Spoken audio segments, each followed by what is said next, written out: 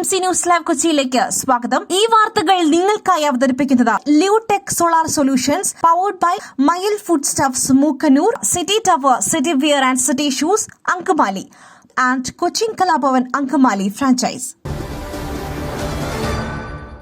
പെഹൽഗാമിൽ ആക്രമണം നടത്തിയവർ സ്വാതന്ത്ര്യ സമര സേനാനികൾ, ഭീകരരെ പ്രശംസിച്ച പാക് ഉപപ്രധാനമന്ത്രി. പഹൽഗാമിൽ 26 വിനോദസഞ്ചാരികളെ കൊലപ്പെടുത്തിയ ഭീകരവാദികളെ സ്വാതന്ത്ര്യ സമര സേനാനികളെന്ന് വിശേഷിപ്പിച്ച പാകിസ്ഥാൻ ഉപപ്രധാനമന്ത്രി ഇഷാഖ് ദാർ.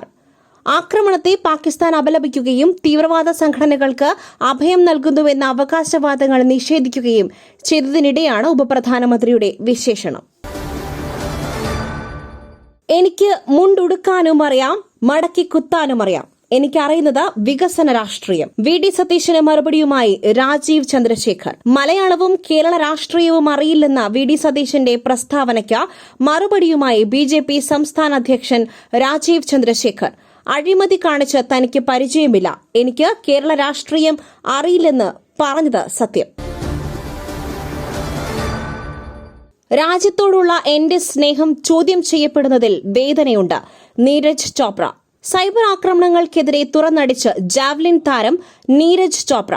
പാകിസ്ഥാൻ താരം അർഷദ് നദീമിനെ തന്റെ പേരിലുള്ള മീറ്റിലേക്ക് വിളിച്ചതിന് നേരിടുന്നത് കടുത്ത സൈബർ ആക്രമണമാണെന്ന് നീരജ് ചോപ്ര പറഞ്ഞു. കുടുംബത്തെ പോലും വെറുതെ വിടുന്നില്ല. ഒരു അത്ലറ്റ് മറ്റൊരു അത്ലറ്റിനെ ക്ഷണിച്ചു. അതിനകത്ത് രാജ്യങ്ങൾ തമ്മിലുള്ള വിഷയങ്ങളില്ല. പഹൽഗാം ആക്രമണത്തിന് മുൻപാണ് ക്ഷണിച്ചത്. എന്നാൽ കഴിഞ്ഞ 48 മണിക്കൂറിനിടെ കാര്യങ്ങൾ മാറി മറിഞ്ഞുവെന്നും നീരജ് ചോപ്ര പറഞ്ഞു.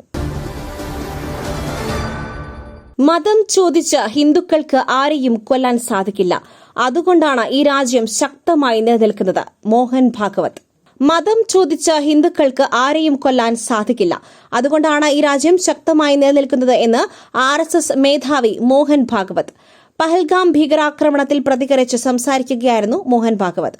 ധർമ്മവും അധർമ്മവും തമ്മിലുള്ള പോരാട്ടമാണ് ഇതെന്ന് മോഹൻ ഭാഗവത് പറഞ്ഞു. ഈ പ്രസരിപ്പ്, ആരോഗ്യം, എല്ലാത്തിനും അടിസ്ഥാനം ചിട്ടയായ ആഹാരരീതിയാണ്. തിരഞ്ഞെടുത്ത നെല്ലിൽ നിന്നും പോഷക ഗുണങ്ങൾ നഷ്ടമാവാതെ തയ്യാറാക്കുന്ന അതിവിശിഷ്ടമായ മട്ടയരി, മയിൽ മട്ടയരി. വൈറ്റമിൻസ്, മിനറൽസ്, പ്രോട്ടീൻസ്, ഫൈബർ തുടങ്ങിയവയാൽ സമ്പുഷ്ടമാണ് മയിലിന്റെ മട്ടയരി. കലർപ്പില്ലാത്ത മയിൽ മട്ടയരി ഒരിക്കൽ ഉപയോഗിച്ചവർ ശീലമാക്കുന്നു, എന്നെപ്പോലെ. മയിൽ റൈസ് ആൻഡ് ഫുഡ് പ്രോഡക്ട്സ്, ശ്രേഷ്ഠം, സമ്പുഷ്ടം. ഡൽഹി ലഫ്റ്റനന്റ് ഗവർണർ നൽകിയ 23 വർഷം പഴക്കമുള്ള മാനനഷ്ട കേസ്. മേധ പട്കർ അറസ്റ്റിൽ. സാമൂഹിക പ്രവർത്തക മേധ പട്കർ അറസ്റ്റിൽ.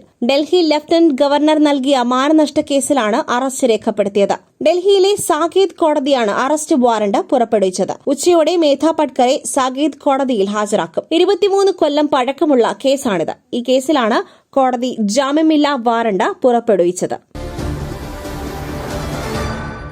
ഷഹബാസ് കൊലക്കേസ്. പ്രതികൾ പുറത്തിറങ്ങിയാൽ ക്രമസമാധാന പ്രശ്നമുണ്ടാകുമെന്ന് ഹൈക്കോടതി. ജാമ്യാപേക്ഷ തള്ളി.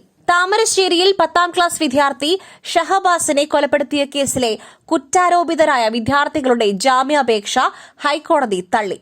കുട്ടികൾ പുറത്തിറങ്ങിയാൽ ക്രമസമാധാന പ്രശ്നം ഉണ്ടാകാമെന്നും ജീവന് ഭീഷണിയുണ്ടെന്നും വ്യക്തമാക്കിയാണ് ജസ്റ്റിസ് ജോബിൻ സെബാസ്റ്റ്യൻ ജാമ്യഹർജികൾ തള്ളിയത്. കോഴിക്കോട് വെള്ളിമാട് കുന്നിലെ ഒബ്സർവേഷൻ ഹോമിൽ കഴിയുന്ന 6 വിദ്യാർത്ഥികളാണ് ജാമ്യം തേടി ഹൈക്കോടതിയെ സമീപിച്ചത്.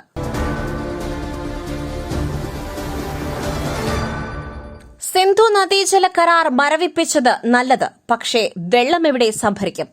രാഷ്ട്രീയ പ്രശ്നം അല്ലെന്ന് ഉവൈസി.